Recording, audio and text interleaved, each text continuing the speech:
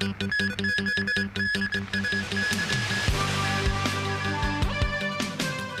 SAR government said to be holding talks with CK Hutchison to seek a reasonable way out over the company's plan to sell 2 Panama Canal ports. Donald Trump places 25% tariffs on auto imports. And Trump says he may give China a reduction in tariffs to get the TikTok deal done.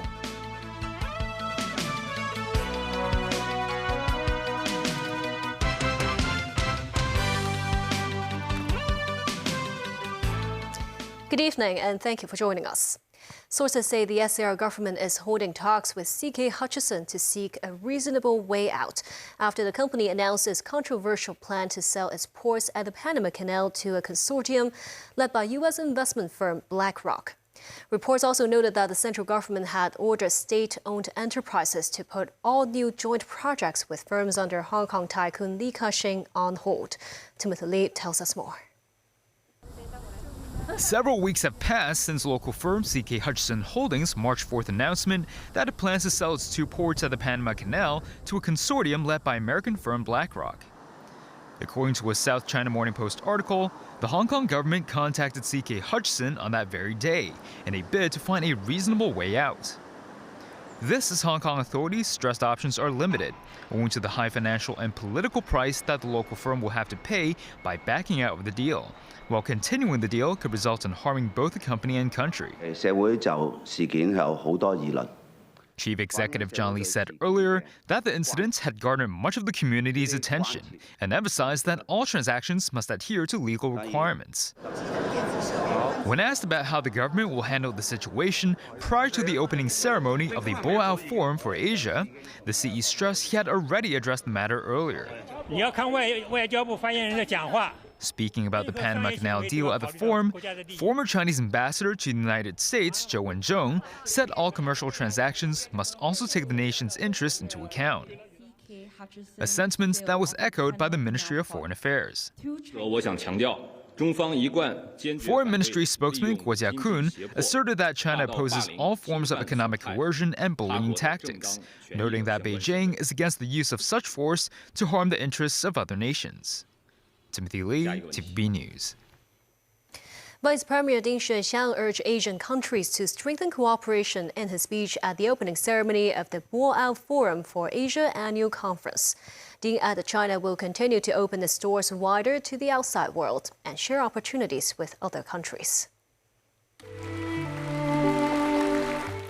Ding said currently the world faces significant global instability and uncertainties. With that, he said all countries should work together, and he put forward 4 suggestions, including enhancing trust, strengthening solidarity and cooperation with mutual benefit and win-win resolution. Ding added that China's economic rebound is consolidating and China will expand domestic demand on all fronts, promote the development of new productive forces, the private economy, and continue to expand its opening up. Chief Executive John Lee met with Chu Dongyu, the Director General of the Food and Agriculture Organization of the United Nations, on the sidelines of the Boao Forum for the Asia Annual Conference in Hainan Province. Lee said he introduced Chu Dongyu to how Hong Kong's agriculture and fisheries and food industry could work to develop the city into a hub for food processing and international food trade. He said he intends to work with the UN Food and Agriculture Organization to extend Hong Kong's experience in using the water quality modeling system to estimate the carrying capacity of fish farms to Southeast Asia and beyond. U.S. automakers and their global rivals were rocked on Wednesday after President Donald Trump's announcement that he would impose 25% tariffs on all vehicles and foreign-made auto parts imported into the United States. Asian auto stocks fell on Thursday in reaction to the news expanding a global trade war and prompting criticism and threats of retaliation from affected U.S. allies. Tracy Furness has more. The new levies on cars and light trucks will take effect on April 3rd, the day after Trump plans to announce reciprocal tariffs aimed at the countries responsible for the bulk of the U.S. trade deficit. The move will put a financial squeeze on automakers that depend on global supply chains, but will raise billions in revenue annually for the government. I think ultimately we could probably anywhere from $600 billion to $1 trillion will be taken in over the relatively short-term period, meaning a year from now. This is very exciting to me. This is the automobile industry, and this will continue to spur growth like you haven't seen. Before I was elected, we were losing all of our plants. They were being built in Mexico and Canada and other places. Now those plants largely have stopped, and they're moving them to our country. Shares in General Motors fell roughly 3% on the news Wednesday. Ford's stock was up slightly. Shares in Stellantis, the owner of Jeep and Chrysler, dropped nearly 3.6%. The uncertainty associated with the auto import tariffs could be disruptive to the industry, according to a Michigan-based expert. What we're concerned about is the average transaction price of a vehicle is already at around $49,000, near an all-time high. So incremental or even major shifts in that pricing is going to affect demand, and that's a concern of us because that has a backward push on the supply chain with regards to production cuts and maybe employment cuts. European Commission President Ursula von der Leyen described Trump's tariffs as bad for businesses, worse for consumers, while Canadian Prime Minister Mark Carney labelled the tariffs a direct attack on Canadian workers and retaliatory measures were being considered. Tracy Furness, TVB News. U.S. immigration authorities have detained and revoked the visa of a Turkish doctoral student at Tufts University near Boston. The student had voiced support for Palestinians in Israel's war in Gaza. 30-year-old Renese Ozturk had just left her home to meet with friends Tuesday night when she was detained by U.S. Department of Homeland Security agents, according to her lawyer. Surveillance video appears to show 6 people, their faces covered, taking away Ozturk's phone as she yelled and was handcuffed. Where the police, members of the group were heard saying, "Why are you hiding your faces?" Another man was heard saying. Tufts University said it had no pre-knowledge of the incident and did not share any information with federal authorities prior to the event.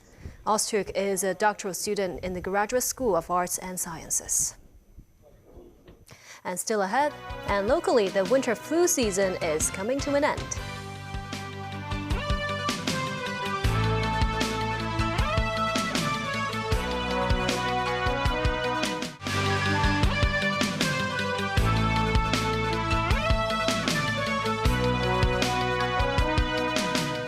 Welcome back. As TikTok's sale or ban deadline nears in the U.S., President Donald Trump has suggested he may give China a reduction in tariffs to help facilitate a deal on TikTok, which involves a short video app selling its U.S. operations.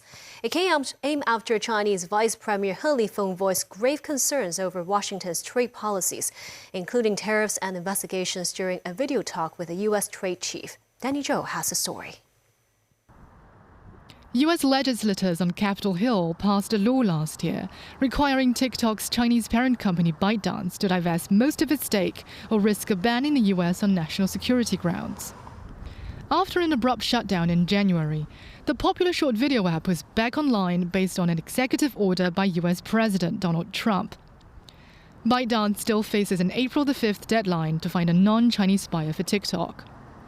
With less than 2 weeks to go before the hammer falls, Trump said he may consider further extending the deadline if needed. We're going to have a form of a deal, but if it's not finished, it's not a big deal. We'll just extend it. So we'll see whether or not we have a deal. We have a lot of interest in TikTok. Is there a way for a U.S. company to operate it and ByteDance to still have a share of the algorithm? Well, there are numerous ways you can buy TikTok, and we will find the one that's best for the country, for our country. Trump floated the idea of cutting tariffs in exchange for Beijing's approval to get the deal done. And China is going to have to play a role in that, possibly, in the form of an approval, maybe. Maybe I'll give them a little reduction in tariffs or something to get it done, you know, because every point in tariff is worth more money than TikTok. The White House is set to be deeply involved in the high-profile deal talks. This is not the first time that Trump tries to use tariffs as a bargaining chip in the sale of TikTok's U.S. business that's worth tens of billions of dollars. Early on Wednesday, Chinese Vice Premier He Lifeng held a video call with U.S. Trade Representative Jameson Greer on economic issues at the request of the U.S. side. The Vice Premier expressed solemn concerns over additional tariffs slapped by the U.S. under the pretext of fentanyl, the Section 301 investigation targeting Chinese imports, as well as the reciprocal duties scheduled to take effect next week. He urged Washington to return to the track of dialogue on an equal footing. Greer said candid conversations are critical for boosting mutual understanding and helping resolve emerging issues. Both sides confirmed that stable China-US economic and trade relations are in the interests of both countries and agreed to maintain communication. Danny Zhou, TVB News. The winter flu season has come to an end. The Center for Health Protection said the numbers of severe cases in adults and children are 20% and 60% lower than the pre-pandemic tallies, respectively, thanks to vaccination campaigns. This year's winter flu season lasted 11 weeks, notably shorter than last year's nearly 30-week streak. The Center for Health Protection said the tally of severe cases was also lower than pre-pandemic levels, specifically the peak seen during the winter of 2018-19. In total, the city reported 488 serious adult cases, marking a 20% decline. Among them, 330 flu patients died, and 66% of the fatalities were unvaccinated. 10 serious cases involved children, 60% fewer than before the pandemic with no fatalities. 7 of them were not inoculated. The Center for Health Protection said the improvement in caseloads was thanks to a higher flu vaccination rate. Since late September last year, 2.07 million doses of flu vaccine have been administered. That's over 10% more than the previous quarter, marking a record high. Authorities said the public should not let their guard down with the coming summer influenza. The government is preparing a seasonal flu vaccination drive for year 2025-26. All schools participating in the outreach vaccination program, including kindergartens, childcare centers, primary and secondary schools, can also opt for the flu nasal spray or have a hybrid mode of inoculation. Authorities added the vaccination rates of children under the age of 2 and people aged 50 to 60 remain low. So the government will step up its publicity campaign to encourage more people to get vaccinated. The Center for Health Protection, or CHP, recorded 135 cases related to norovirus for the first 3 months this year, with over 1,000 people infected. Those infected included 5 mainland study tour groups, 2 of which involved human-to-human transmission. CHP expects a downward trend of transmission in the summer. Recently, some teachers and students who visited the mainland developed symptoms such as gastroenteritis on returning to the city. 1/3 of the norovirus cases occurred in schools. Edwin Choi, controller of CHP, said the norovirus can be easily transmitted within a confined space, such as on buses or at schools. He also said Taiwan and Japan remain at the peak of norovirus outbreaks. Members of the public are advised to wash their hands thoroughly. The police are searching for an Indonesian foreign domestic helper suspected of abusing an 81-year-old woman. The incident took place at Lion Estate in Shamshui-po, where the 81-year-old woman employed the Indonesian maid in January this year. The elderly woman's 55-year-old daughter found last Monday that her mother had sustained injuries to the lips and hands. After checking the unit's closed-circuit TV recording, the daughter alerted the police after seeing footage of her mother's maid appearing to tie up her employer's hands and physically assaulting her. The elderly woman was sent to Caritas Medical Center for treatment. Authorities have listed the case as assault occasioning actual bodily harm. A reminder, this year's Hong Kong Sevens will kick off at the Kai Tak Sports Park tomorrow, and TVB Pearl will have live broadcasts of the 3-day rugby extravaganza. News at 7:30 tomorrow will be delayed until around 9 p.m. And that's the news. Thank you for watching.